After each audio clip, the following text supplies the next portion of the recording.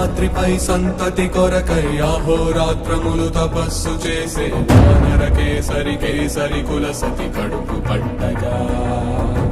జనించినాడొక అసమాన బలోద్ధతుడు సంయుతుడు అంజనాసుతుడు పవననందనుడు.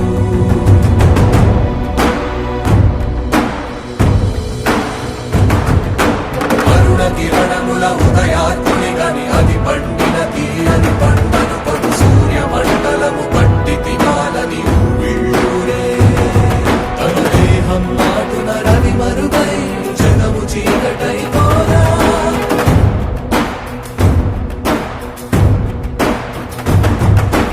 అది అమరేంద్రుడు గమనించి తన ఐరావతమధిరోహించి ఆంజనేయుని సమీపించి తన వజ్రాయుధమును విసరగా అది పవననందనుని హనుముని తాకా చిందిన రక్త బిందువే విద్యుద్వేగంతో ధరణి స్థలి వంద కడలిలో చచ్చి వంద కడలి అట్టడుగున గల శ్రీరంగ శుద్ధి గర్భము చేరియట